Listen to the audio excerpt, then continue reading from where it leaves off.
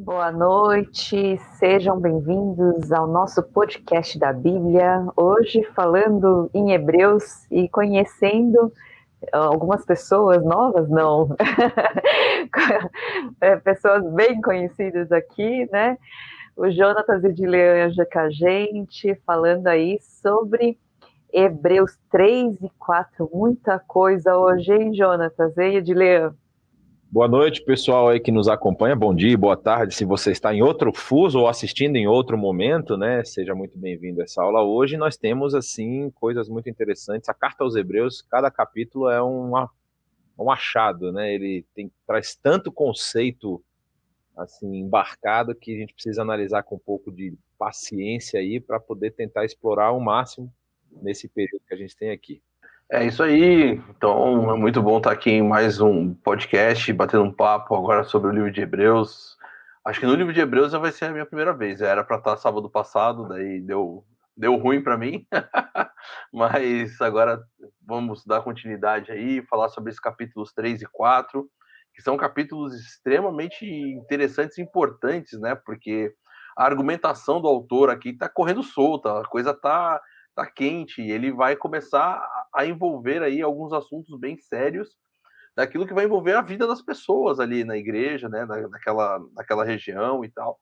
Então acho que vai ser um tempo bem especial, bem gostoso aí para a gente conversar sobre isso, que é um livro com bastante assunto teológico, mas também com muita coisa prática, né, com muita coisa para a nossa vida, para aquilo que envolve a nossa realidade dentro da igreja, com o nosso compromisso e o nosso relacionamento com os nossos irmãos. Então, assim, é muito bacana mesmo. Bom, vocês estão aí muito, né, aí no início da introdução, mas a gente tem muita coisa aqui para falar. Pessoal, lembrando, né, que Hebreus aí fala dessa superioridade de Cristo, né? O Jonatas falou sobre conceitos. Conceito é muito grego, hein, Jonatas? É hebraico ou é grego que a gente está falando aqui? Como a gente está no livro de Hebreus, a gente vamos lá falar. Ele fala sobre a superioridade de Cristo, né? Sobre os anjos, sobre a Torá, no caso, na lei, né? E hoje, quando a gente entra já no capítulo 3, ele fala sobre essa superioridade do maior profeta conhecido ali, que é Moisés, né? A pessoa que é assim mais importante, está ligada à lei. Então, todo mundo no mundo hebraico, né?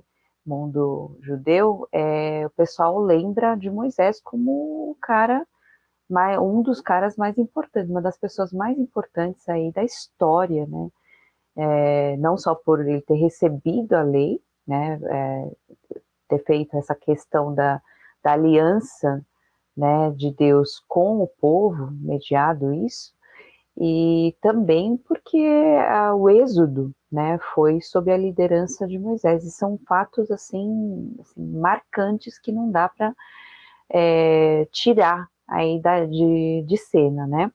Mas aí, então agora no capítulo 3 fala sobre essa questão, e começa assim: portanto, santos irmãos, participantes do chamado celestial, fixem seus pensamentos em Jesus. Aqui aparecem umas palavras bem diferentes, né, para Jesus: apóstolo e sumo sacerdote que confessamos. E quando fala isso, né, por que chama de apóstolo? Jonatas, Gilean, Jesus é apóstolo? Apóstolo não são os 12 discípulos, né, as pessoas que presenciaram. Chamar Jesus de apóstolo não é estranho? Para a gente que está acostumado com o termo, assim, que a gente ouve o tempo todo, né? Os apóstolos fizeram isso, principalmente no livro de Atos, que esse termo é muito utilizado. A palavra apóstolo, ela significa enviado, né? Então, assim, a ideia de que Jesus é o enviado de Deus para cumprir tudo aquilo que já tinha sido previsto, tanto pelo próprio tema que você mencionou, né? O maior profeta, talvez ali, a figura mais importante dentro da construção desse sistema religioso, né, que é Moisés. E Jesus, ele aqui, a gente vai ver mais para frente nessa comparação que a gente mencionou, não vou entrar nisso agora, mas ele é esse enviado que o próprio Moisés falou que Deus enviaria. Lá atrás, Moisés já tinha avisado isso. E isso depois é referendado até pelo próprio Davi em alguns dos salmos, né? Existe um paralelismo muito grande aqui desse texto. Aliás, paralelismo não. Uma utilização nesse texto que nós vamos ler hoje de alguns capítulos, de um capítulo específico do livro de Salmos, que é o Salmo 95. E assim, é como se estivesse dizendo isso que você falou, né? Jesus, ele é o mais importante, ou seja, a ideia aqui na carta aos Hebreus, né? Ou seja, a gente já vê o nome, você mencionou brincando aqui, questão dos conceitos do grego e tal. O nome da carta já indica, vamos dizer assim, não apenas o assunto, mas com quem o autor está discutindo, com quem ele está falando, né? Ou seja, ele envia uma carta para aqueles homens que, vamos dizer assim, aqui eu não estou dizendo que as mulheres não estão lendo a carta também, mas o que a gente entende, que aliás muitos estudiosos entendem, é que essa carta é para uma possível liderança judaica que havia se convertido, né? É uma das possibilidades. E essa liderança judaica, vocês não, é aquela história, né? Eu vou usar um termo aqui que o pessoal vai querer me massacrar depois, mas assim, é como se um brasileiro fosse levado a torcer para a Argentina na Copa do Mundo, sabe? Aí para você largar um histórico de agora sim, você acabou. Acabou, né? Melhor Tipo a gente assim, encerrar por agora. Vamos agradecer o pessoal. Que é a Argentina que torce para o Brasil, eu imagino, né? Mas assim, a ideia de que você vai ter que abandonar toda uma construção cultural e religiosa que você está acostumado por uma nova, para eles, né? Por uma nova verdade, na verdade, não tem nada de novo nisso aqui. Aliás, Hebreus vai mostrar isso muito para a gente. Não é que esse sumo sacerdote, como você falou aqui, né? O apóstolo e o sumo sacerdote já foram anunciados há muito tempo.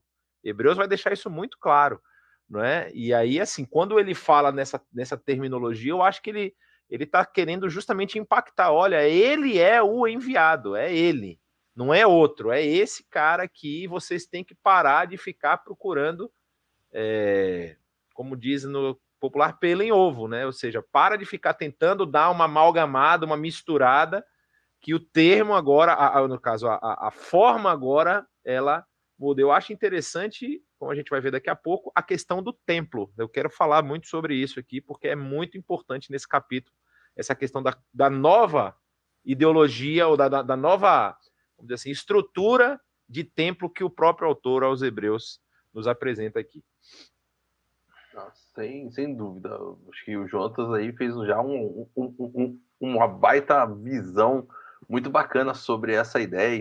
E Jesus, ele é esse enviado, ele é esse Messias esperado, ele tem toda... E ele é realmente aquele que haveria de vir. Ele era a pessoa certa, né? E ele então vai começar a receber, inclusive, esses títulos, né? Ele falou bem sobre o apóstolo, que não tem essa ideia daquele título ou daquela função que aqueles homens tiveram ali em Atos, mas aqui ele tem essa ideia de um enviado mesmo. Talvez um dos problemas é que, em vez de estar traduzido, está quase transliterado só a palavra do grego, né? E aí a gente, às vezes, sofre um pouquinho com essas questões, né?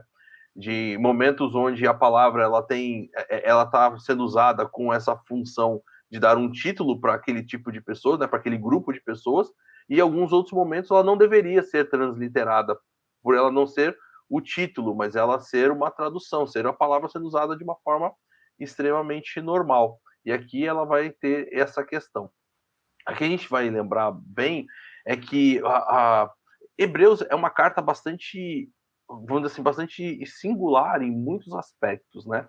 Eu sei que foi falado bastante no primeiro episódio aqui do podcast, né? No primeiro bate-papo, a questão até de que a questão de autoria, enfim, ela é singular em muitos aspectos no Novo Testamento. E uma das questões bem interessantes é que ela é uma carta, mas ela tem uma estrutura meio homilética, né? Ela parece que realmente é a pessoa, é o cara conversando, né? A pessoa que está ali falando com as pessoas, e não simplesmente uma carta tão fria, vamos dizer assim. Tem gente até que acha que foi uma pregação que foi transcrita, né? Então, assim, tem todas essas expressões. E é muito bacana a gente perceber como o autor aqui, ele está se reportando, ele está conversando com o seu público, quando ele fala, inclusive, portanto, santos irmãos. E aí ele vai começar a apresentar aqui quem Jesus é. Por quê? Porque primeiro que o portanto conecta com aquilo que aconteceu anteriormente, com aquilo que foi dito anteriormente, e aquilo que foi dito anteriormente é muito forte, porque lá no capítulo 2, que foi o assunto da semana passada, perdão, você tem, por exemplo, o versículo 11, que é muito emblemático, quando ele vai dizer assim, olha, tanto o que santifica quanto os que são santificados provém de um só. E ele vai dizer assim, por isso Jesus não se envergonha de chamá-los de irmãos.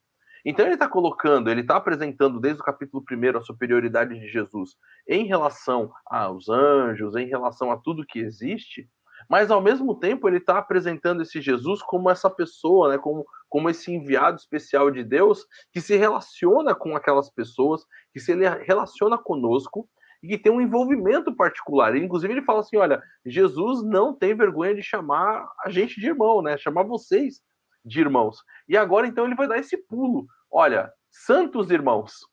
E, se não me falha a memória, inclusive, é a primeira vez, acho que na carta, que aquelas pessoas são chamadas de santos irmãos. E aí ele vai mostrar, olha, vocês que são santos, que são esses irmãos de Jesus, que têm esse relacionamento tão especial com ele. Percebam que Jesus é esse enviado e, ao mesmo tempo, ele é o sumo sacerdote. E, como a gente está falando, para Hebreus, né, que é o título da carta, que demonstra esses destinatários, sumo sacerdote era uma função extremamente especial. Né? O Jonatas falou que depois vai falar sobre o templo e ele tem muito mais condição de falar isso do que eu, então eu não vou nem tentar começar aqui a questão, mas todos nós lembramos que essa função do sumo sacerdote envolve entrar ali naquele lugar especial do Santo dos Santos, aquele lugar que inclusive nem era assim, não, hoje eu vou lá entrar ali para bater um papo, não tinha o momento certo, era uma vez por ano que você podia entrar, então tinha toda uma figura extremamente especial, e ele vai falar, ó, Jesus é esse, não só enviado de Deus, mas ele é aquele que vai agora entrar nesse lugar especial, ele vai cumprir essa função do sumo sacerdote, e a gente, lógico, vai ver depois, ele vai ser superior a Moisés, mas também vai ser superior a todos, porque essa entrada dele no Santo dos Santos, essa entrada como sumo sacerdote, também vai, vamos dizer assim, abarcar todas as possibilidades até hoje para a gente, né? Assim, o sumo sacerdote precisava entrar todo ano, mas agora com Jesus ele já fez todo esse trabalho da expiação que vai estar disponível até nós hoje também. Ele fez de uma vez por todas, né? De uma vez por todas. Mas a gente, pensando nessa palavra, né, apóstolo, né, é interessante também, assim, a gente lembrar como o primeiro, o mais importante, né, aquele que vem cumprir isso, talvez algo que, assim, remeta a algo novo, no sentido de, não de novo, diferente de tudo que existia, mas novo no sentido de uma reafirmação da aliança, mas de uma maneira nova, que é, na verdade, a ideia da nova aliança mesmo, né? Que Jesus vem cumprir e fazer esse papel, né? O enviado de Deus para cumprir esse papel. Ele faz uma repaginada, né, na coisa. É uma repaginada, totalmente novo, né, nesse sentido. É muito interessante que você falou da questão dos irmãos, e a gente é chamado, né? Os hebreus são chamados aqui como participantes do chamado celestial. Então é muito importante esse chamado. Você falou da pregação, me lembra muito, porque na verdade o Hebreus é como se fosse um comentário de Levítico, né? Mas na verdade ele me lembra muito o livro de Deuteronômio. Que Deuteronômio, né, ele faz um outro momento, ele está chamando uma outra geração, né, para aquela aliança que é feita entre Deus e Moisés ali no Monte Sinai, com o povo, né? E ele chama essa nova geração para fazer essa aliança, para participar dessa aliança com ele. E aqui parece exatamente isso. É um outro momento, né? Não é aquele momento lá no Monte Sinai, mas é como se ele chamasse novamente essa geração, essas pessoas, e ele usa as palavras, né, que são usadas em Deuteronômio, hoje, eu faço hoje, vocês são chamados hoje, né, então venham, façam parte hoje, né, então é bem interessante. Nós somos chamados, assim como aqueles que foram na época de Moisés, né, a participarem dessa aliança. Vocês fazem parte disso. Vocês acham que estão apartados? Vocês são de outra aliança? Não, vocês fazem parte dessa aliança aqui. Quer ver o que significa isso? Aí é tipo um chamado, e agora sim ele vai mostrar o que é isso, né? Ele vai começar contando sobre Moisés, né? Ele foi fiel àquele que o havia constituído, assim como Moisés foi fiel em toda a casa de Deus. Agora pega umas coisas interessantes, que essa linguagem é muito estranha, pelo menos assim, ao Novo Testamento, né? Ao Novo Testamento parece que não cabe mais falar sobre essa questão da casa de Deus, né? Quando Jesus já veio, ele né, faz esse papel do sumo sacerdote, ele cumpre plenamente. O que significa, então, essa casa de Deus aqui, hein? É interessante justamente a gente perceber que isso parece ter um sentido tanto figurado quanto um sentido, vamos dizer assim, real na figura física do que eles estavam acostumados, né? Alguns autores e os comentaristas, perdão, que estudaram a carta aos Hebreus, eles colocam essa carta num período pré-destruição do templo, não é? Antes do templo de Jerusalém, porque escrevendo aos Hebreus num evento tão emblemático da história, muito provavelmente esse assunto deveria ter sido tratado nessa carta se já tivesse ocorrido. Essa é uma das argumentações. Mas aqui, quando a gente vê, por exemplo, o autor utilizando essa linguagem de construção, né, ele vai utilizar vários elementos de construção aqui. Você tem essa questão aí do sentido figurado do povo de Deus, né? Qual era, se a gente fosse pegar, por exemplo, as 12 pedras das 12 tribos de Israel que constituíam essa casa de Deus, e Moisés ali ele coloca que foi fiel a toda essa casa, ou seja, Moisés cumpriu fielmente aquilo que Deus havia determinado para ele. A gente às vezes não para pensar, né? Moisés, ele teve 40 anos de Egito, depois ele passa mais 40 anos lá no deserto, até voltar para tirar o povo, né? E aí, assim, passa por um monte de dificuldade, 40 anos para morrer na praia. Ou seja, essa fidelidade de Moisés é algo assim impressionante, né? Ele podia brigar com Deus, ele falou: não é possível que você não vai me deixar entrar na terra. Trouxe o povo até aqui em fidelidade, cumprindo os seus preceitos, ensinando o pessoal cabeça dura, me enchendo as paciência. Traga o pessoal para aqui, você vai me deixar morrer aqui no monte? E Moisés foi fiel até a morte do monte, lá no Monte Nebo, como é narrado lá em Deuteronômio. Não é? E aí, assim, essa fidelidade de Moisés, ela é levantada aqui. Só que aí ele diz que Jesus foi fiel também àquele que o havia constituído. Ou seja, a gente tem uma relação de excelência entre os três, as três manifestações de Deus na Trindade. E eles são, a gente tem acho bonito aquela tentativa de explicação, né? Jesus não é o Espírito não é Deus, mas o Espírito se submete a Deus, que se submete ao Filho, que se submete ao Pai. Então você tem aquela perfeição ali, e como todo poderoso como o Pai, Jesus poderia talvez dizer assim: olha, eu vim até aqui, eu entendi como é que é o negócio, eu acho que esse negócio de morrer por esse pessoal aí não vai rolar não. Mas ele é fiel àquele que o constituiu. Ou seja, o autor aos Hebreus está dizendo: olha, da mesma forma como ele é esse apóstolo, ele é esse sumo sacerdote, ele cumpre todos os preceitos que eram exigidos dessa figura, né? E não só isso, ele foi bem além, porque ele faz o seu próprio sacrifício, vamos dizer assim, ele é o cordeiro, ele é o sacerdote, ele faz e executa tudo isso. E aí a gente tem essa figura. Quando a gente transporta isso para o período do próprio Jesus e o período posterior ali dos apóstolos, né, não esse apóstolo maior, como a gente já comentou aqui, mas o período dos apóstolos, o templo ainda é uma figura muito emblemática e muito importante. O Dilean mencionou a questão lá do Yom Kippur, né, que é o dia em que o sumo sacerdote entrava. Só que agora, depois de Cristo, não há mais um dia específico. Não é? Isso eu acho que é uma questão bem, bem interessante, ou seja, a estrutura mudou. Antes, você talvez aí entrasse numa intenção, vamos dizer assim, num pensamento de que Israel precisava cumprir os preceitos da Torá para que Deus não ficasse irritado com Israel, como ficou no passado e o levou para o exílio, não é? Então, um dos preceitos falava das festas, falava das cerimônias de perdão, falava do Yom Kippur. E aí agora, Jesus vem e rompe com todo esse sistema, porque você não depende mais de que o sumo sacerdote tenha, por exemplo, uma vida esperada para que ele pudesse entrar. A gente conhece da história extra-bíblica ali do período interbíblico, não é? Daqueles relatos que são mencionados, por exemplo, no Talmud e outras coisas, de que alguns sacerdotes entraram de forma indigna no Santo dos Santos e foram fulminados. Não é? Tem até uma história de que teve um período que os sacerdotes entravam com uma corrente amarrada, né?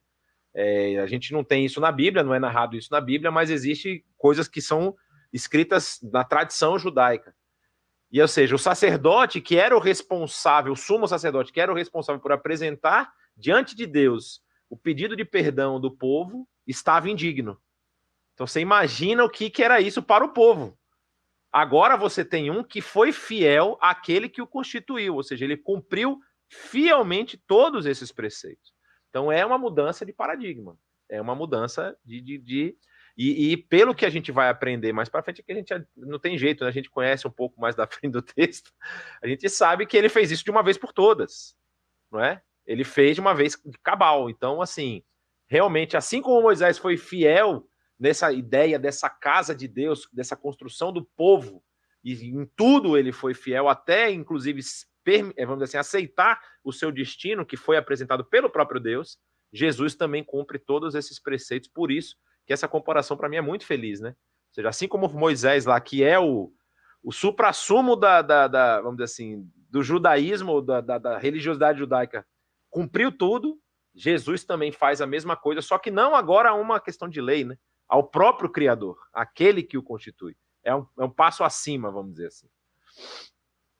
A coisa é realmente grande, né? E é muito bacana a gente perceber essa questão, porque, é claro, ele está falando para os hebreus que tinham essa consideração. Sem sombra de dúvida, Moisés ele é um diferencial de líder para todas as nações. Não só. É claro que ele é o grande líder aí no povo judeu, mas quando a gente vê a história dele, ele realmente é um grande diferencial de liderança, de alguém que realmente conduziu um povo, que amou esse povo. O Jonatas falou bem desse momento onde até mesmo, vamos de repente acabar com isso aqui, vamos começar um povo novo contigo. Não, peraí, não é assim que funciona, né?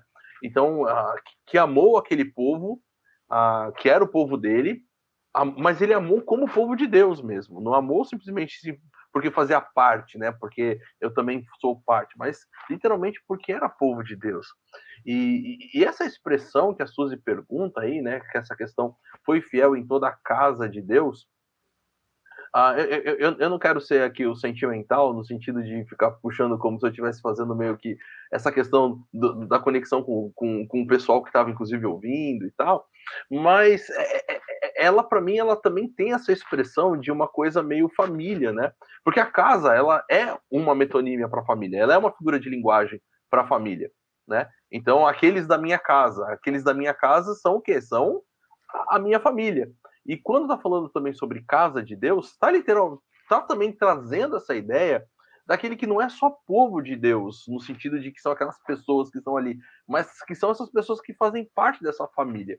Para mim, talvez uma das figuras ou das coisas que mais chama atenção é exatamente ali quando o povo está em Êxodo capítulo 19, ali no Monte Sinai, e Deus começa então ali a mostrar com aquele castelo Rá-Tim-Bum que está acontecendo, raios e trovões e aquela coisa toda, né? Desculpa o castelo Rá-Tim-Bum, mas faz parte daquilo que eu entendo, né? Brincadeira. Mas aí Deus começa a trabalhar com aquela questão e fala assim, vocês vão ser o meu povo escolhido, vocês vão ser meninos dos meus olhos, eu vou ter com vocês um relacionamento que eu não tenho com os outros, vocês vão ser literalmente os meus filhos, vocês vão ser aqueles que vão cuidar. E isso tem conexão com tudo isso que o autor aqui está falando, porque ele está mostrando Jesus como o Filho de Deus, como aquele que é o primogênito, como aquele que é o primeiro, como aquele que é o maior, como aquele que tem toda a relevância. E essa expressão, inclusive, de casa de Deus, é uma expressão do Pentateuco. A Suzy falou da ideia do livro de Hebreus ser um comentário de Deuteronômio, mas talvez ele é um comentário meio do Pentateuco inteiro, né? De toda a expressão, vamos dizer assim. Levítico, de Levítico, comentário de Levítico, perdão, verdade. Mas, por exemplo, essa expressão, ela está bastante conectada com o livro de Números, né? Porque no número de Números traz exatamente isso. O texto vai dizer lá no capítulo 12, né? Quando um profeta do Senhor está entre vós, eu me revelo a ele em visões, eu falo a ele em sonhos. Aqui está falando, daí ele vai falar sobre Moisés. Porém, isso não é verdade acerca de meu servo Moisés. Ele é fiel em toda a minha casa. Então ali, esse texto de Números capítulo 12, versículos 6 e 7, quando Deus está falando de Moisés para o povo, e ele está falando, olha, no meio de vocês tem profetas, e eu me apresento a ele de várias formas, mas Moisés é diferente. Moisés, eu me apresento para ele diferente. Por quê? Porque ele foi exatamente isso daí. Aí envolve tudo isso que o Jonas acabou de falar. Porque ele foi fiel em toda a minha casa. E o que é essa casa? Mais uma vez, tem essa ideia desse povo, dessa família de Deus, desse grupo de pessoas que estavam ali, e que Deus não está lidando simplesmente como um povo que mora, ou um povo que vai habitar a terra, um povo que vai ter aquele lugar que eu havia prometido para Abraão no passado, mas esse povo onde Deus vai habitar, porque de certa forma vai fazer parte da sua família, desse seu grupo, dessa sua casa, desse lugar onde ele vai colocar o seu nome, do lugar onde ele vai habitar. E, sem sombra de dúvida, esse conceito da habitação de Deus no Antigo Testamento, em que inclusive vai ser o motivo do porquê nós temos aí o livro de Levítico, né, que a Suzy mencionou como hebreu sendo um comentário dele, é exatamente porque é essa prova de amor de Deus, de que ele, por estar habitando com o povo, está dando essas normas, essas leis, vamos dizer assim, são as regras de convivência da casa. Né? Como todos nós temos as nossas regras dentro da casa, pelo menos a minha eu tenho, então eu imagino que a de vocês também tem. Tipo, ó, nem que seja aquela coisa, tipo, pegou, guarda no lugar, entendeu? Usou, devolve, tomou a água, enche de novo o negócio e põe na geladeira, sei lá. É mais ou menos como nesse sentimento, nesse relacionamento de amor de um Deus que agora vai descer para habitar com aquele povo. Ele traz essas informações, ele traz essas regras da parceria, da convivência, e nesse meio desse negócio todo que está acontecendo, ele então faz essa exaltação, ele faz isso ao próprio povo ali em Números, e ele vai dizer, dentro de todos vocês aí, de tudo que está acontecendo, Moisés é esse servo fiel. E a gente vai lembrar de algumas experiências que o povo teve em relação a essa questão. Você vai lembrar, por exemplo, de Moisés quando está com Deus no Monte Sinai e de repente ele desce e o povo está lá no bezerro de ouro. Mas para mim, talvez uma das coisas mais marcantes é exatamente aquela expressão que Paulo também vai falar, eu acho que é em 2 Coríntios, quando ele fala sobre aquela questão de que o rosto de Moisés resplandecia quando ele descia. Então, porque o texto, mais uma vez, o Jonas também fala, né, que a gente já está lendo um pouquinho mais na frente, mas vai falar sobre essa glória e tudo isso. Moisés tinha um rosto que até as pessoas que tinha que cobrir aquela glória desse contato, desse relacionamento dele com Deus, sobre as pessoas. Paulo vai falar disso lá em 2 Coríntios capítulo 3, eu acho que é o texto. Mas Moisés tinha essa diferença, ele literalmente tinha essa relação. E uma das coisas legais que a gente vê no Pentateuco é que quando o povo armava, né, o seu acampamento, tinha uma tenda que ficava do lado de fora, que era a tenda do encontro. E o próprio texto do Pentateuco vai dizer que aquela tenda não era a tenda de Moisés, era a tenda do encontro para que qualquer israelita, qualquer pessoa pudesse entrar naquela tenda para ter um relacionamento, para conversar com Deus, para ter o seu tempo, né, fazer o seu devocional, sei lá, para ter esse encontro com Deus. Era a tenda do encontro, esse marco. Mas Moisés entrava ali, quando ele saía, o rosto estava resplandecendo a ponto de que todo mundo via e tinha que ser coberto. Então, você tem toda essa conexão. E aí, quando você olha para um hebreu, lendo esse texto, sabendo de quem Moisés é e de toda essa relação, e agora ele vai falar assim, pois Jesus é superior a tudo isso. Né? Isso aí ainda, como o Saião fala na Bíblia da Linguagem do Amanhã, isso aí é fichinha quando vocês conhecerem Jesus. Isso aí não tem nada. É interessante que vocês já pularam lá para frente, né? Mas eu acho que vale a gente pensar um pouco nessa questão da casa de Deus, porque muita gente, né, assim, quando lê a Bíblia, na verdade, na verdade, causa um estranhamento. Como o autor de Hebreus, ele é muito erudito, ele trata as palavras com muita maestria, mas de uma maneira muito diferente do que a gente está acostumado, assim, com outros, né, que a gente está acostumado, vai ler Paulo, né, a gente vai ler outros autores, causa um estranhamento um pouco no Novo Testamento, né, e parece que essa palavra casa de Deus lembra um pouco do que a gente imagina quando a gente fala de casa de Deus, né, o templo, né, alguma coisa assim mais concreta, vamos dizer, física. E todo mundo, tem um monte de gente que fala, eu vou para casa de Deus, eu vou para casa de oração, né, e tudo isso. E parece que aqui não é bem isso, é justamente o que vocês explicaram, né? Que, na verdade, essa casa de Deus está falando do povo de Deus. E é interessante que ele faz um pulo. Parece que, como ele está falando com gente que entende isso, e eu acho, assim, nos meus pensamentos aqui, eu imagino aquele povo lá tentando só viver aquilo que eles já conhecem, que é essa ida ao templo, nas festas, né? Olhar, fixar sempre o olhar lá para Jerusalém, onde está o templo, né? Então, quando a gente olha para os salmos, né, de peregrinação, você está olhando para cima. Então, por quê? Lá é a habitação de Deus. E aqui parece que ele dá um pulo, e ele está falando, ele retoma, claro, números, mas ele já retoma com uma outra perspectiva, que é justamente falando da casa de Deus como povo. Então não é mais um lugar. Por quê? Porque ele já pulou para Jesus. O que Jesus fez é justamente o que o Dilean falou, de trazer essa habitação, né, de Deus para o mundo, né, para a terra, para o lugar onde a gente está. E mais que isso, ele acabou com essa questão do lugar específico, Jerusalém, ou um lugar específico de adoração, e agora ele habita no meio de nós, aliás, em nós. Então, cada um de nós, o povo de Deus, já é essa casa de Deus, né? Essa habitação de Deus. É algo assim espetacular, é algo maravilhoso de se pensar, mas ele já faz um pulo tão grande, né, nesse sentido, que quem está lendo fica meio assim, nossa, ele está falando de apóstolo, daqui a pouco está falando de sumo sacerdote, ele está falando de casa de Deus, e agora, sei lá, porque ele vai começar a falar de construtor, né? Então, assim, não faz muito, parece que as coisas não se encaixam, mas as coisas se encaixam direitinho. Como ele está falando para um pessoal que está entendendo isso, que já tem isso na cabeça, e eles vivem isso, faz todo sentido, né? Então, eu acho que vale a gente retomar um pouquinho essas ideias, né?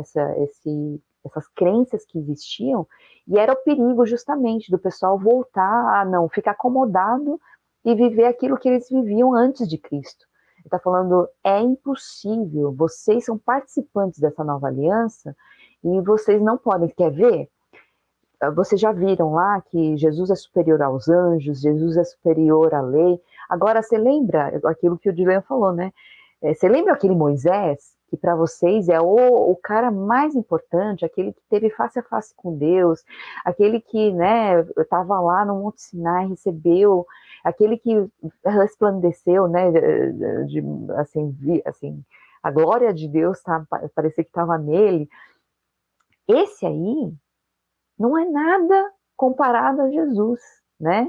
E aí vocês podem continuar aí com o texto, né, que fala da questão da glória, né, Jonatas? De como Jesus foi considerado digno de maior glória que Moisés.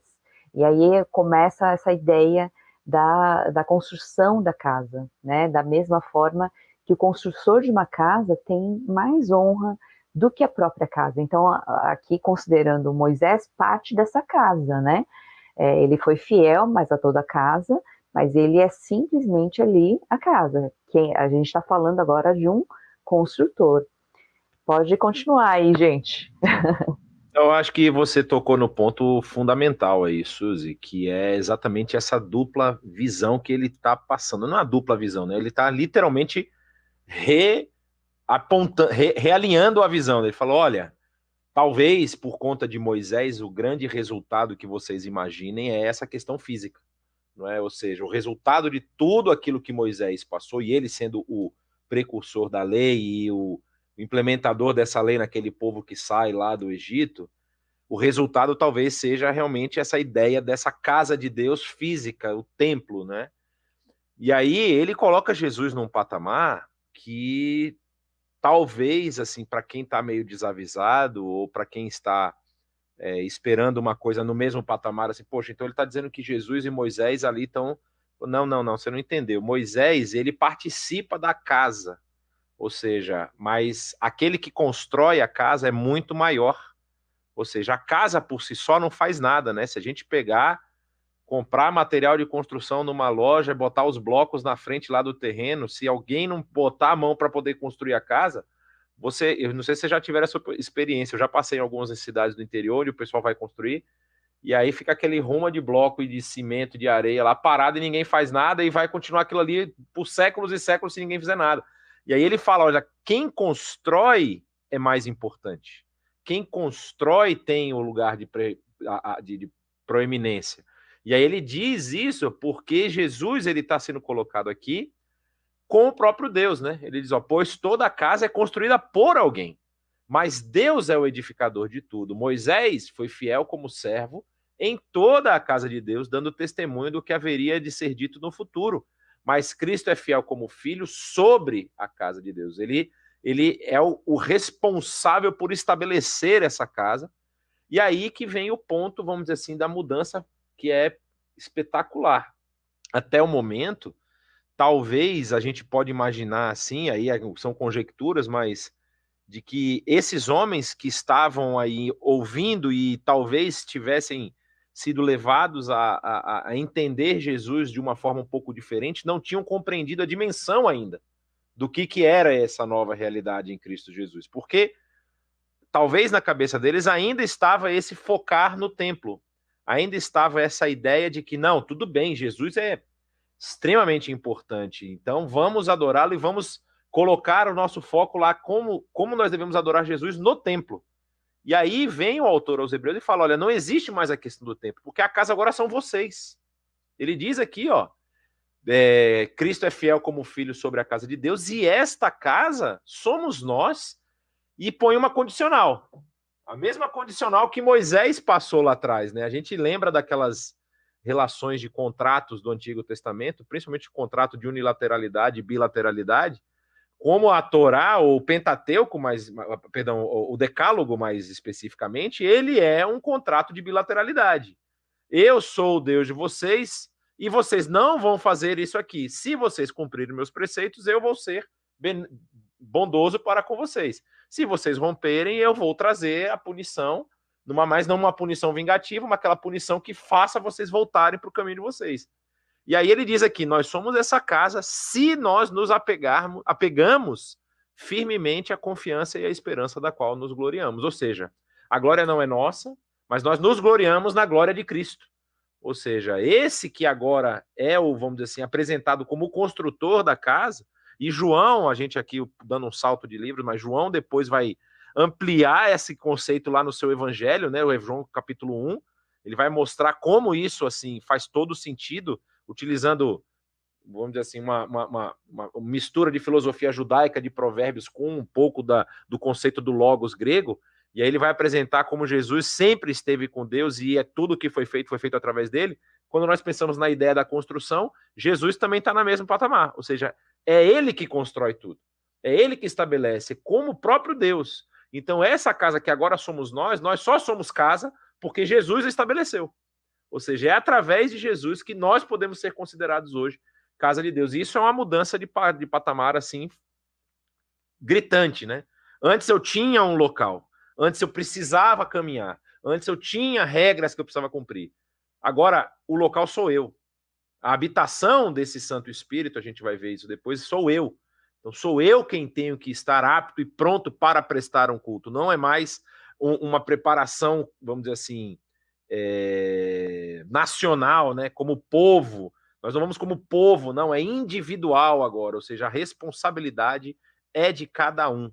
E aí você agora faz parte, inevitavelmente você faz parte dessa casa, mas você só vai fazer parte dessa casa se você se apega firmemente à confiança e à esperança da qual nós nos gloriamos. Então, essa condicional é muito importante. Não é todo mundo que... Aí ele pega até os elementos, a gente pode citar outros aqui, Romanos, pode citar outros livros, né, que vão falar, não é todo mundo que é filho de Abraão, que é descendência de Abraão, né? Ou ao contrário, não é todo mundo que é descendente de Abraão, que é filho de Abraão. E aí, assim, não está aberto para quem chegar, está aberto para quem depositar essa confiança e essa esperança. São os elementos necessários que também refletem os elementos necessários do Antigo Testamento, não é? Continua refletindo, ou seja, no Antigo Testamento você não tinha ainda a figura personificada do Salvador em Cristo Jesus, mas você tinha o conceito messiânico, conceito que o próprio Moisés apresentou. Daí ele fala, né? Moisés estava dando testemunho do que haveria de ser dito no futuro. Olha só. Então o povo, não é que o povo estava isolado lá atrás e era cada um por si, não. Eles tinham que depositar a confiança e a esperança nessa mensagem daquilo que seria dito no futuro. Agora a mensagem já foi dita, já foi executada, e você precisa agora depositar essa confiança e essa fé. Assim você começa a fazer parte, ou você começa, não, você continua, na verdade, fazendo parte. Aliás, esse texto aqui que a gente vai ler daqui a pouco é um texto bem, bem interessante, porque dá um monte de susto na gente. Mas a ideia é essa. A confiança e a esperança precisam estar depositadas nesse que é o construtor, que é fiel, e no seu filho, que agora terminou, vamos dizer assim, de apresentar a obra que foi feita, né? Sim, caramba, que texto muito, muito show, cara. E tô até com medo de falar alguma coisa e estragar o que o Jonas falou, e que é possível que vai acontecer, mas vamos lá. Uma das coisas que para mim são marcantes, por mais que Moisés tenha sido um grande homem, realmente o que o autor de Hebreus está tentando mostrar é que agora essa casa da qual nós pertencemos, ela foi feita pelo próprio Deus, porque é o Filho, inclusive aí na sua tradução, se você está acompanhando com a gente, está em letra maiúscula para identificar esse conceito de divindade, né? Conceito esse que ele vem trazendo desde o capítulo 1, quando ele vai falar que, inclusive, em relação a Jesus, que é o Filho, até os anjos devem adorá-lo. Então, assim, ele é extremamente superior. Então, se aquela casa já foi uma casa de respeito, já foi uma casa grande, foi uma casa importante, mas construída através dessa relação de Moisés, dessa instrumentalidade. Apesar dele falar, mas Deus é que foi o edificador, né? Mas construída ali com todo esse Moisés sendo aquele líder que estava caminhando. Imagina agora onde Jesus é o cara, ele está fazendo esse papel de trabalhar sobre tudo isso, né? Agora, o que fica para mim mais marcante ainda de tudo isso aí é o que o Jonas mencionou bem, é a questão da condicional. E como Hebreus tem essa característica homilética de uma pregação, de uma mensagem, de uma reflexão sendo trazida, a gente não pode esquecer dessa reflexão. A grande questão é, e aí você? Como está a sua relação com isso? E dentro do povo, isso era bastante palpável. Porque quando a gente vai lembrar, ele está falando de Moisés, a gente vai lembrar, por exemplo, qual foi esse ato grandão que o Moisés realizou ali nesse processo da libertação? Foi a libertação do Egito, né? Quando ele começou ali a liderar o povo e tal, foi uma demonstração de poder fantástico de Deus. Mas caramba, a coisa era complicada. Você lembra que quando Moisés começou a lidar com o faraó e falar com o faraó, a situação para o povo piorou, eles tiveram que agora ter mais dificuldade no trabalho que eles tinham, houve toda uma situação, vamos dizer assim, humanamente falando, bastante complexa, bastante difícil, só que foi exigido desse povo exatamente esse ato de fé, de confiança e esperança, Inclusive no fato, por exemplo, na última praga ali, quando vem, né, a morte, deles colocarem ali o sangue aspergido nas portas e na janela, e ficar lá dentro quietinho, esperando a coisa acontecer, porque a coisa ia ser feia e aconteceu mesmo. Então, exigia deles esse ato de confiança e de esperança de que esse Deus que prometeu que vai nos libertar daqui, ele vai nos libertar e vai caminhar, vai fazer aquilo que ele havia prometido. E agora nós somos essa casa, nós pertencemos a essa casa, pertencemos à família de Deus, pertencemos ao povo de Deus, também através de fé, também através dessa confiança, né, e dessa esperança que está em cada um de nós. Agora, é verdade também, tanto lá para os hebreus como para nós hoje, que muitas pessoas se relacionam com essa casa de Deus, mas não têm essa fé e essa esperança. Estão ali, até mesmo às vezes dominicalmente, frequentando as celebrações, frequentando, participando de até ministérios, mas não têm essa fé e essa esperança gravadas no coração e não respondem a esse Deus grandioso com confiança e esperança. Às vezes tem uma relação de simplesmente manipulação, de querer manipular a Deus, de manipulação. Então eu estou participando aqui das celebrações, estou participando dos ministérios, então você faz também a outra coisa que eu quero. Enfim, inúmeras possibilidades. Tem gente que não trata Deus como santinho, né? No sentido assim, eu tenho aqui, né, como é que é lá o dos 3 pulinhos, né? Se você fizer me ajudar a achar a coisa, eu dou 3 pulinhos.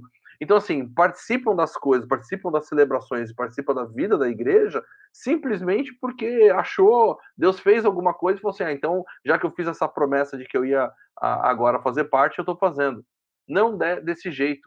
Se você não estiver na casa, fazendo parte dessa família, da casa de Deus, através da confiança e da esperança, você, na verdade, está fazendo outra coisa. Na verdade, você não está nessa família. E isso é importante. Nós precisamos tocar bastante nisso aí. E você que está aí assistindo, talvez ao vivo, ou talvez aí, porque está gravado no YouTube, você vai assistir isso aqui, sei lá, daqui uma semana, um mês, um ano, não sei quando. Pare para refletir a respeito da sua vida, em como você está fazendo parte dessa casa de Deus. Aí a gente continua, só que agora é que nem o Jonas falou, é medonho, né? Essa parte. Porque depois de falar tudo isso, falar dessa questão da superioridade de Jesus sobre Moisés, né? Tem uma advertência muito, muito forte sobre a questão da rebeldia, da rebelião, da incredulidade. E aqui pega um pouco mais pesado, né? Citando até um texto de Salmo 95, e é interessante porque o que está acontecendo nesse momento? Retomando um pouquinho dos primeiros momentos aí que a gente falou da introdução, né, dos primeiros capítulos, esse momento as pessoas estão sofrendo, provavelmente estão passando por perseguição, por vários momentos difíceis, e a ideia que parece que muita gente está tendo aí é de largar a fé, né? De falar, olha, não dá mais, parece que não consigo, não tem base para confiar, será que vale a pena, né? Então, as pessoas, talvez, algumas, querendo se acomodar e voltar àquilo que era antes, né? Como eles estavam acostumados, às vezes não é nem uma vontade de voltar, mas ele está tão acostumado com aquilo, né? Então é só dar uma acomodada, né? Ficar do jeito que está, que ok. E Hebreus está falando exatamente essa questão. Não dá mais para voltar do jeito que era. E aí é pesado, porque já que está falando de Moisés, vamos lembrar de como foi essa peregrinação, né? E aí ele fala, se vocês ouvirem a sua voz, não endureçam o coração, como na rebelião, durante o tempo da provação no deserto, onde os seus antepassados me tentaram, pondo-me à prova, apesar de, durante 40 anos, terem visto o que eu fiz. E eles, a gente sabe que eles, mesmo tendo visto, conhecido todas as obras, né, por exemplo, a libertação do Egito, da escravidão, qualquer coisinha que acontecer, eles falam, ai, que saudade do Egito, lá eu tinha que comer, lá eu tinha isso, lá eu tinha aquilo, né, lá eu era mais feliz, né, é mais ou menos isso. Então, essa forma de lidar com a vida, né, de lidar com Deus, então, lembrem aqui, o que o texto fala, ouçam, né? A questão de ouvir é muito importante. Ouvir a palavra de Deus. O que as pessoas fizeram lá no deserto? Justamente não ouvir a palavra de Deus. Muitos momentos, a rebelião maior não é você fazer coisa errada, no sentido de eu vou fazer um monte de pecado. O pecado maior, ele está falando, na verdade, é você não ouvir a palavra de Deus, né? E aí eu deixo com vocês esse peso todo, essa linguagem pesada que ele usa. Por que tudo isso, né? Como isso é tão perigoso, tão complicado, né, na nossa vida, Jonas? Eu estava vendo aqui o Salmo que você citou, né, o Salmo 95, e ele é um salmo de duas partes, né, que ele faz um convite para adoração e depois faz esse alerta que é reproduzido aqui o final do salmo, né, no capítulo 3 da carta aos Hebreus. É uma coisa que me veio à mente, Suzy, quando você estava lendo esse pedaço aqui, quando diz aqui, não endureçam o coração como na rebelião durante o tempo da provação no deserto, onde os seus antepassados me tentaram, pondo-me à prova, apesar de durante 40 anos terem visto o que eu fiz.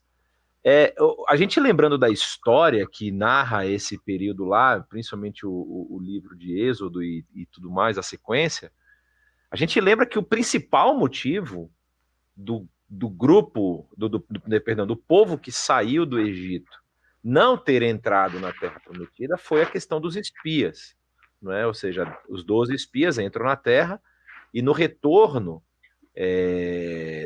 dois deles, né, que são Josué e Caleb, eles dão um relatório positivo no sentido assim, olha, o pessoal lá ele é um pessoal forte, é um pessoal grande, mas a terra é muito boa, a terra produz frutos, a terra tem um monte de qualidades e Deus está conosco, vamos lá. E os outros 10 se colocam contrários a essa mensagem, fazendo com que todo o povo começasse a murmurar. E aí você pode pensar, mas só isso, Deus ali naquele momento, ele fala, né, nenhum de vocês vai entrar na terra. Né, quando Deus vai responder ao povo. Né?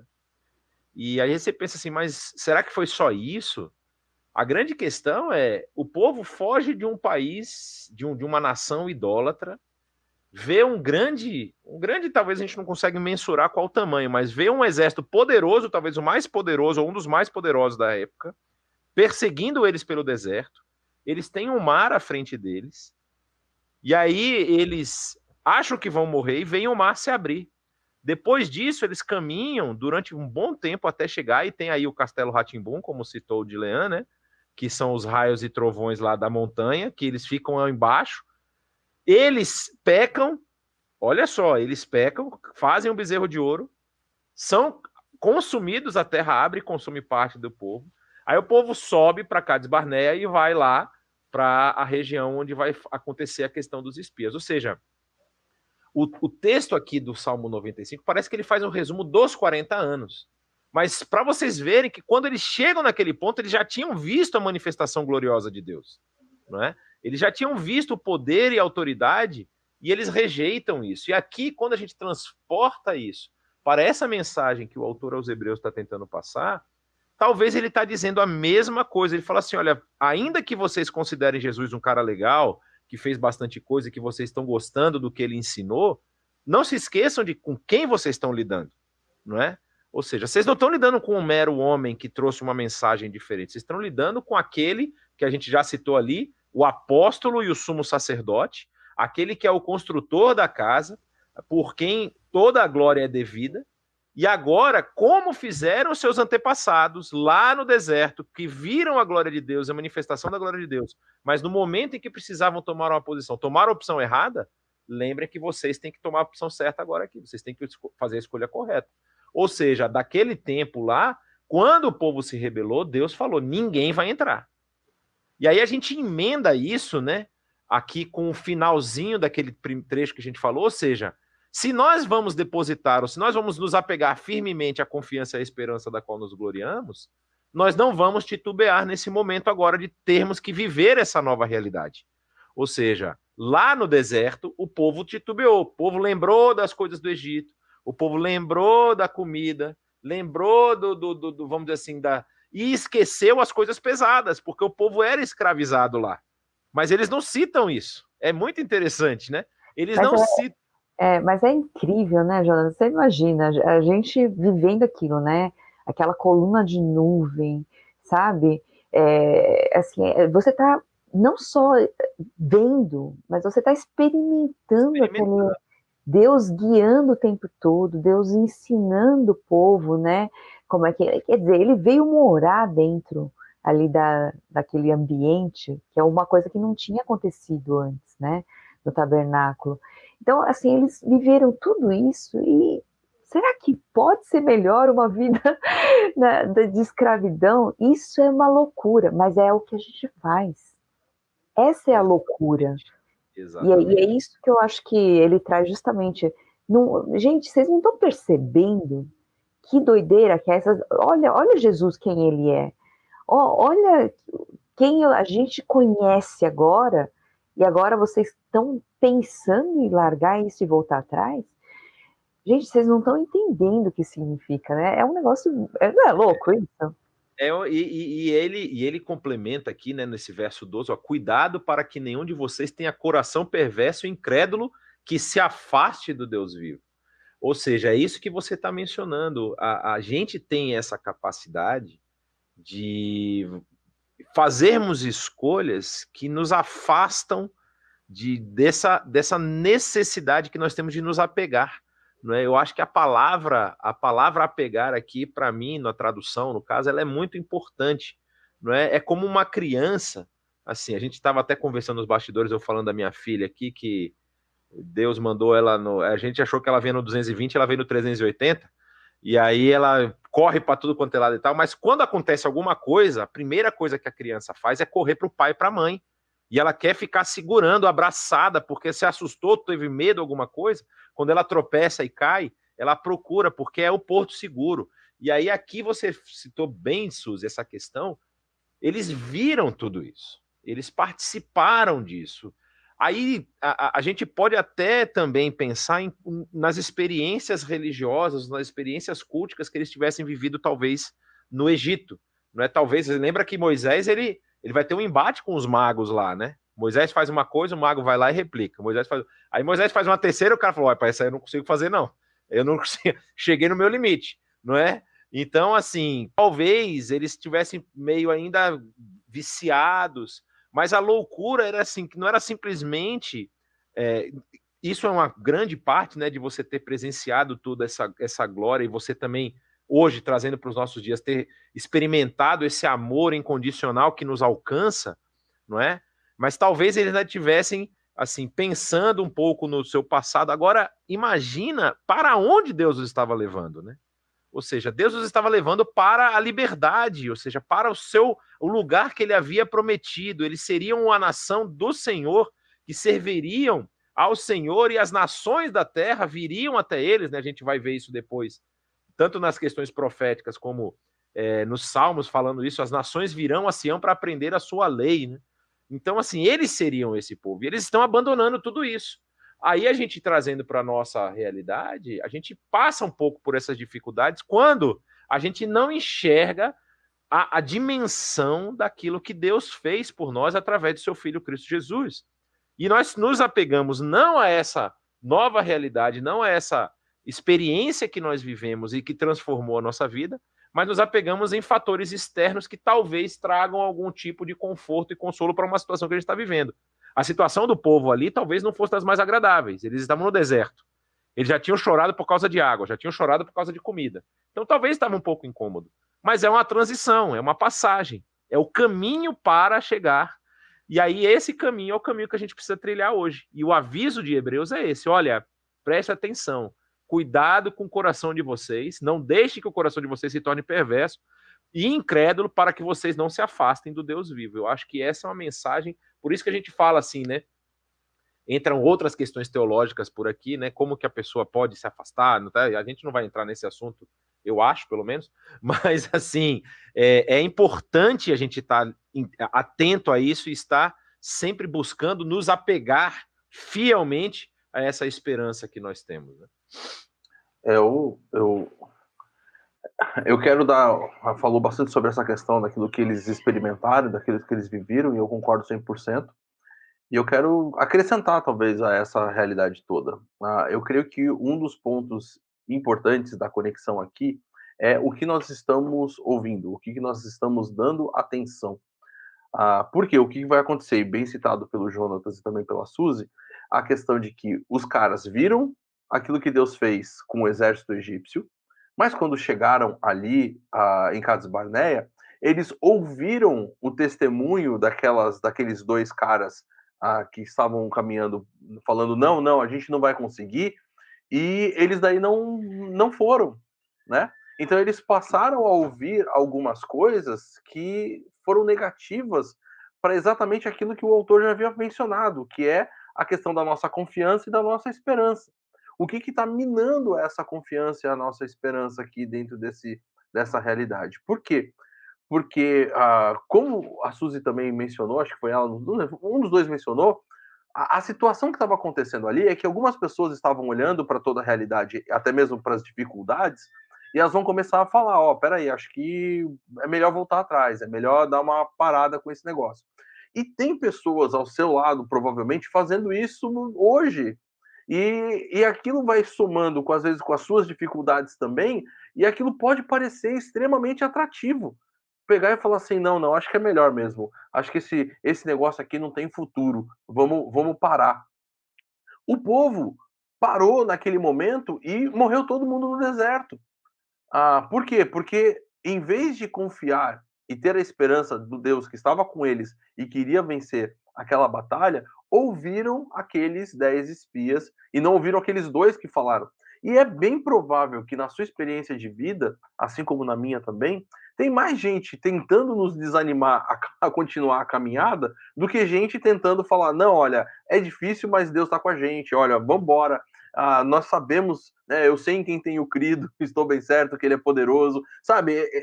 Parece que tem menos gente assim e tem mais gente só descarregando aquele monte de frustrações, um monte de, enfim, de situações complicadas e descarregando talvez exatamente essa falta de confiança e falta de esperança. E a falta de esperança leva a gente, às vezes, a cometer as coisas mais absurdas possíveis, como a Suzy mencionou. Não, peraí, acho que é melhor voltar lá a ser escravo. Como assim? Isso não faz sentido. Não faz sentido. Mas a pessoa, quando está nesse buraco, ela parece que não vê qualquer outra coisa. Né? Ela não vê, e aí vem essa voz falando, não, vamos lá. E foi exatamente isso. É isso que ele está falando. Se vocês ouvirem algo que vai levar vocês ao caminho contrário àquilo que eu estou propondo, existe o perigo de vocês endurecerem o coração de vocês. Por quê? Porque vocês vão permitir que isso entre no coração de vocês e faça ali morada. E aí, quando isso aconteceu, a vaca vai para o brejo mesmo, a coisa fica complicada. É interessante a gente pensar nessa questão da fé, porque Hebreus também parece que nos fala muito dessa questão da fé, né, da confiança, né, do permanecer firme, de segurar, parece assim, agarrem, né, e permaneçam firmes. Essa ideia por quê? Porque a questão da fé é um negócio muito diferente, no sentido que fé não é aquilo que você simplesmente crê na cabeça, né? Fé é algo que você vive. Se você acredita em alguma coisa, é assim que você vai viver. Então, muita gente se diz, né, acreditar em alguma coisa, mas quando você olha para a vida dela, ela não vive como se acreditasse naquilo de verdade. Parece que Quando ela fala é uma coisa, mas quando você olha para a vida dela, na prática, não é aquilo, né? E aqui ele está falando isso, está falando de muita gente que viu tudo, provou, experimentou, mas eles não conseguiram viver aquilo na fé de fato, né? Crer e viver aquilo de fato. Então não quer dizer porque você já conheceu, você experimentou, que você tenha fé. A fé é uma outra coisa, ele diz aqui, né? A fé é você crer nesse Deus, e se você sabe de tudo isso, conhece, tem um conhecimento de quem ele é, você experimentou quem ele é você crer em tudo que ele pode fazer. Então, por exemplo, eu tenho a pior situação da minha vida, estou vivendo isso.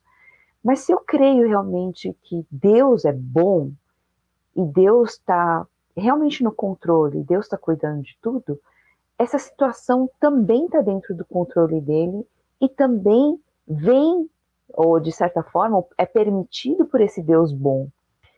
Então, se ele me ama e se ele está comigo, não é que eu não vou passar por isso, né? Talvez a gente tenha a ideia de que a gente vai ser livrado de todo o mal e que a gente vai ser, né? Não, mas que tudo isso também faz parte da bondade dele e da graça dele, no sentido de que ele vai me ajudar a passar tudo isso e talvez isso vai me ajudar a crescer muito e mudar muita coisa em mim.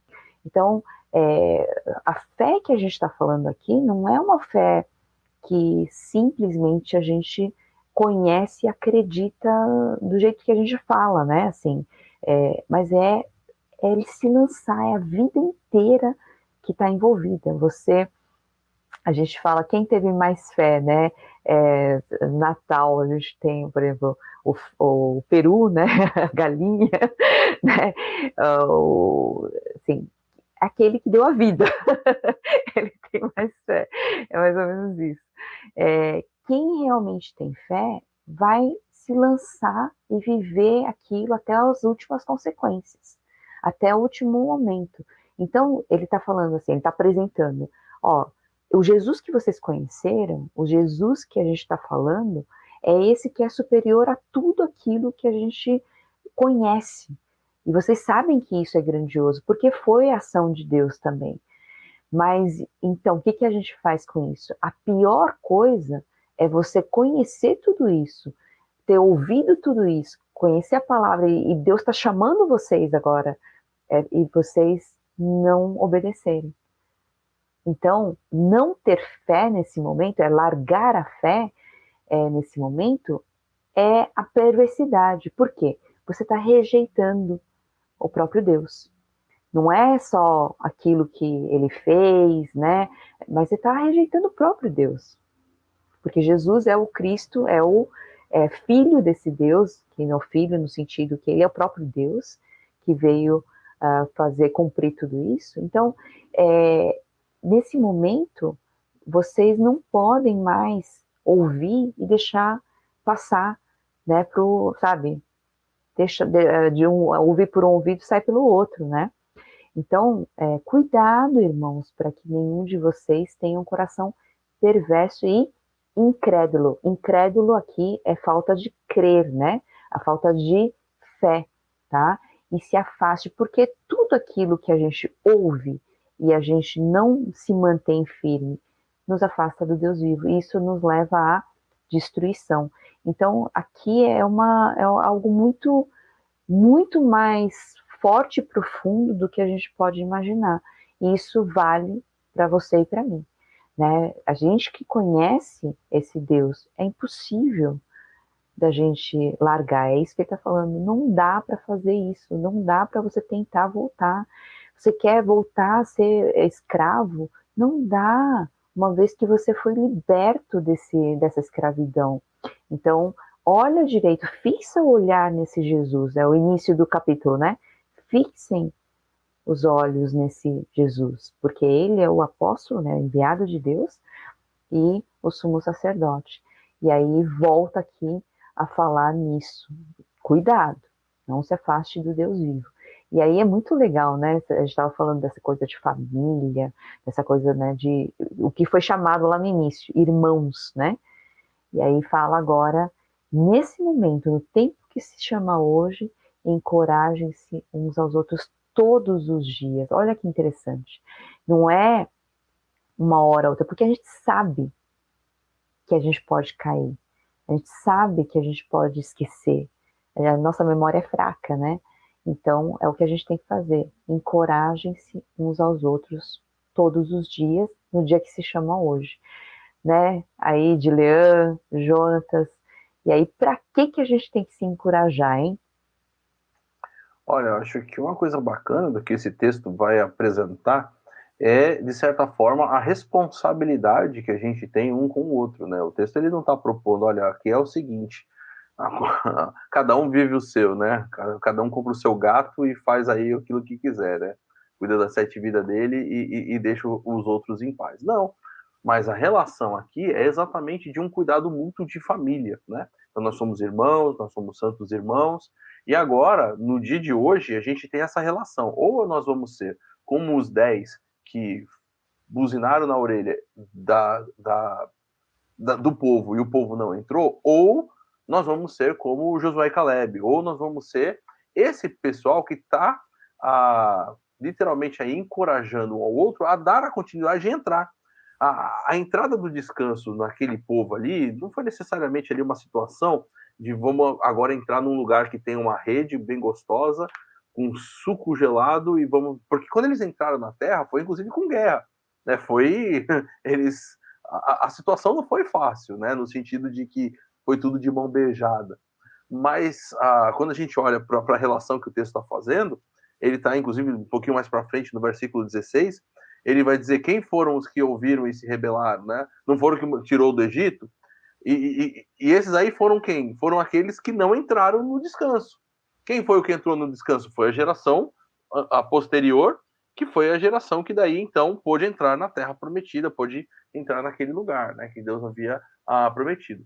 Então, de certa forma, essa nossa relação aqui de encorajamento é para que pessoas que nesse meio do tempo aí, talvez que estão ouvindo aquilo que não devem, ouçam aquilo que é a verdade, ouçam aquilo que é o correto, se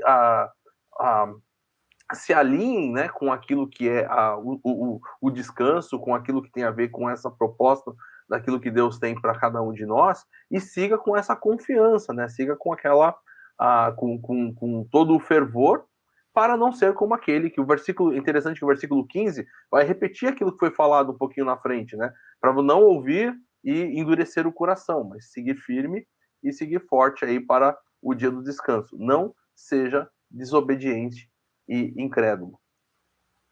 Jonatas? O que é interessante é que ele trabalha com esse conceito duplo, né? Fazendo sempre essa alusão aos que creem e aos que não creram. Não é? Tanto aqui no verso 14, quando ele vai dizer, pois passamos a ser participantes de Cristo desde que de fato nos apeguemos até o fim à confiança que nós tivemos no princípio. E aí ele repete, né, o primeiro versículo, né, se hoje vocês não ouvirem a minha voz e não endureçam o coração como na rebelião. A questão é que, assim, não é eu acho que esse descanso também que ele trabalha aqui não é apenas um descanso, vamos dizer assim, temporal, ele está falando desse descanso futuro eterno, né? Fazendo essa ponte entre essas duas realidades, e tanto que ele cita no capítulo 4 a questão de Josué, quando Josué entra na terra, não é? Ou seja, Josué entra na terra, é esse descanso que eu estou falando? Não, porque Deus fala do descanso de novo, ou seja, não é? Ele menciona justamente Davi aqui, o salmista, no caso, falando do salmo que nós falamos do 95, para mostrar que esse descanso é um descanso, vamos dizer assim, comparado ao descanso que é apontado lá em Gênesis 2. Ele fala no verso 4 do capítulo 4, né, porque em certo lugar ele falou sobre o sétimo dia nessas palavras: no sétimo dia Deus descansou de toda a obra que realizara. Isso é citação de Gênesis 2:2, né? E nesse trecho aqui, ele vai justamente dizer isso. Visto que nos foi deixada a promessa de entrarmos no descanso de Deus, que nenhum de vocês pense que falhou. Ou seja, ainda que você está achando que agora ainda está enfrentando dificuldades e não conseguiu ainda usufruir, é porque o descanso ainda não chegou, né? As boas novas foram pregadas também a nós, tanto quanto a eles, se referindo ao povo do deserto. Mas a mensagem que eles ouviram de nada lhes valeu, pois não foi acompanhada da fé por aqueles que a ouviram. Exatamente o que a Suzy comentou a respeito da fé. Ou seja, essa fé que não é apenas acreditar, é uma fé... o grego, ele tem muito disso, né? A fé, ela é um substantivo, ou seja, é algo que você tem, mas ela também é verbo, ou seja, o verbo denota ação. Então, assim, a fé, você tem fé e você fé. Gostou desse verbo em português? Você executa. Você não tem como fugir disso, ou seja, fé vai ser sempre esse binômio, essa crença e o que você faz nessa crença, né? Eu tenho fé de que o Brasil vai ser campeão, hexacampeão na Copa do Mundo. Então eu vou torcer e agir para que, em direção a isso. Eu tenho fé de que se eu acordar cedo, eu vou conseguir chegar cedo no trabalho, não vou enfrentar dificuldades. Aí você vai e executa. Aqui, se você tem essa fé de que você vai entrar nesse descanso que é apontado aqui pelo próprio autor, você vai viver de acordo com isso. Você vai alinhar a sua vida e direcionar a sua vida para caminhar segundo os preceitos que o próprio Deus apresenta, tanto no Antigo Testamento como nós aprendemos também no Novo Testamento. E ele diz, olha só, pois nós os que cremos é que entramos naquele descanso, conforme Deus disse. Assim jurei na minha ira, jamais entrarão no meu descanso, referindo vamos dizer assim, a fala de Deus aos rebeldes lá do deserto, embora as suas obras estivessem concluídas desde a criação do mundo. E aí ele vai mencionar, novamente o texto que eu li, falando justamente dessa ideia de que talvez as pessoas achem que, pelo fato de que nós estamos caminhando e as dificuldades não deixam de nos acompanhar, né? A gente continua enfrentando isso. Então realmente eu não tenho participado. Pelo contrário, não é? Você está no caminho, você está no processo, e a entrada no descanso aqui, que é fazendo essa analogia com a entrada de Josué na Terra Prometida com o seu povo, lá o povo de Deus que entrou efetivamente, não aquele grupo que saiu do Egito, mas o grupo que nasceu nessa nova realidade do deserto e entra na Terra Prometida, ali não era o final. Ou seja, não era uma conquista física de um espaço físico. Era uma conquista que representava uma conquista espiritual que agora nós experimentamos. Nós já possuímos essa conquista, nós que cremos e que confiamos e nos apegamos a essa fé, mas nós ainda precisamos lutar contra as dificuldades até que esse descanso definitivo chegue, como nós dizemos, essa revelação da glória de Deus que será feita no final dos tempos. Interessante, Jonatas, o que você falou, né, dessa questão do descanso. Parece que aqui não é um descanso, né, que já foi falado, da questão da rede, né, um descanso, assim, de ficar em paz, tudo. Não parece isso.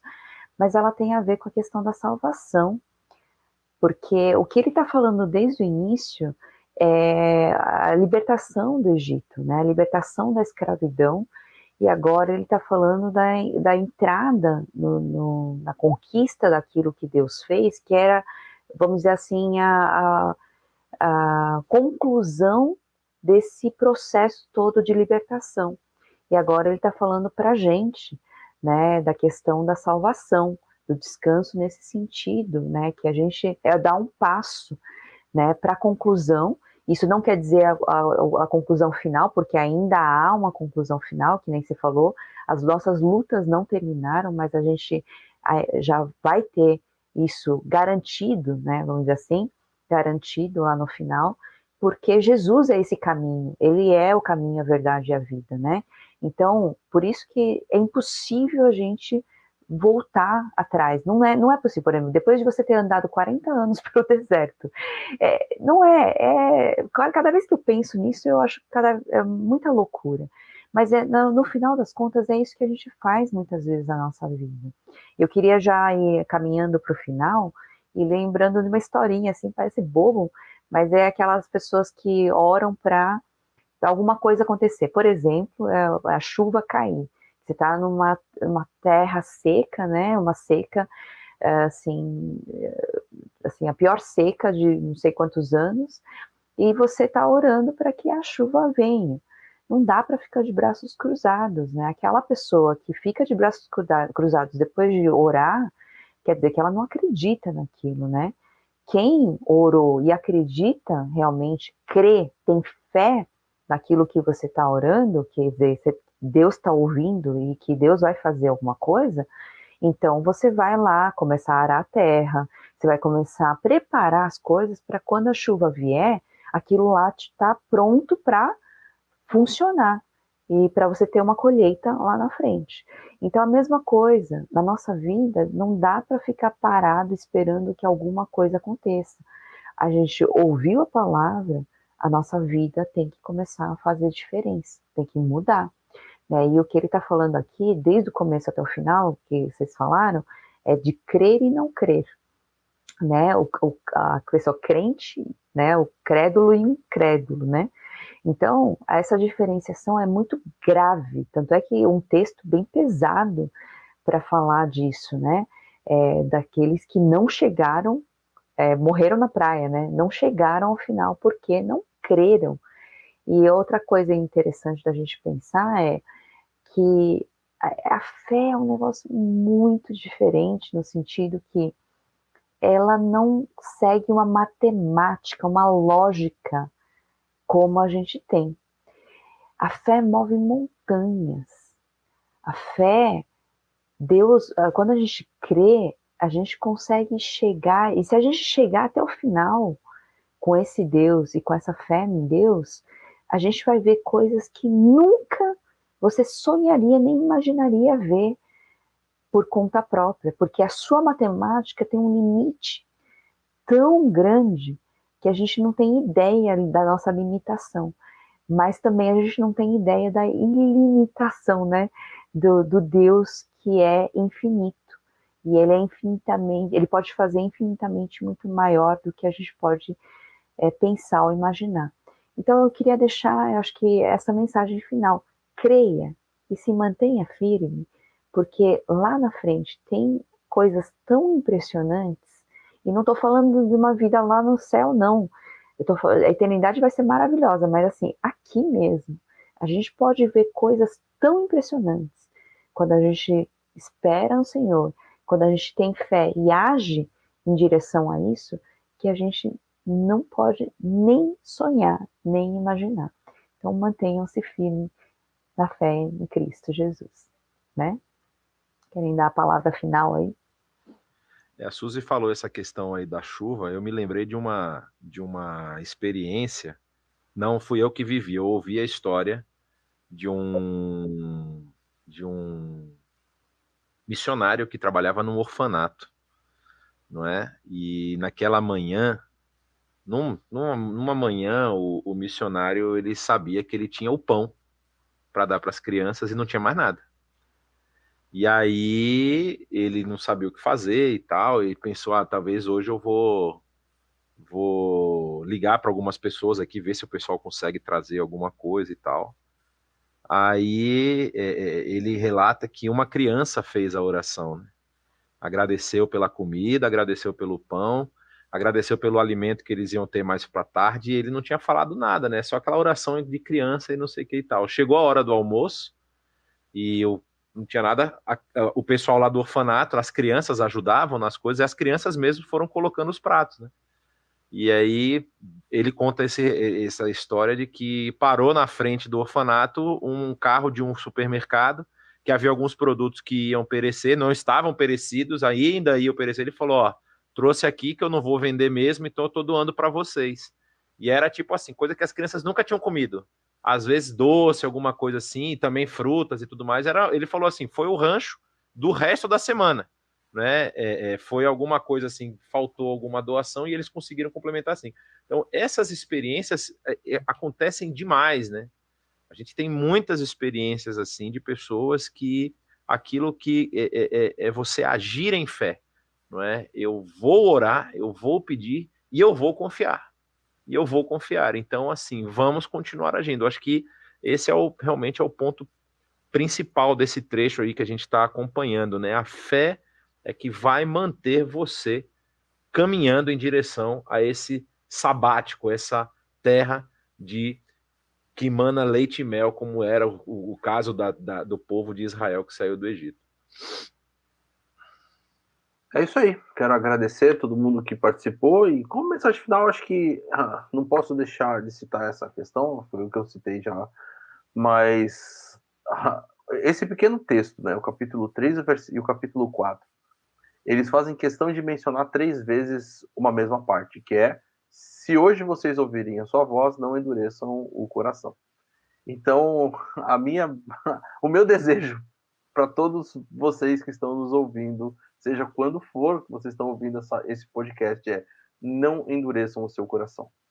Esses que ele está mencionando aqui, que endureceram o coração, foram aqueles que, como foi falado aqui, saíram do Egito, viram os milagres, viram Deus agir, viram coisas fantásticas, coisas que talvez nós nunca vamos ver aqui na Terra. Né, de ver aquelas 10 pragas acontecendo, de ver Deus destruindo o exército do faraó, de passar pelo Mar Vermelho, de tanta coisa fantástica que aquele povo viu. E ainda assim, depois de ver tudo aquilo, endureceu o coração. Então, não endureça o seu coração. Mantenha o seu coração sempre confiante e sempre esperançoso no Senhor Jesus. Amém. Boa noite para todos. Deus abençoe. Boa noite. Até a próxima.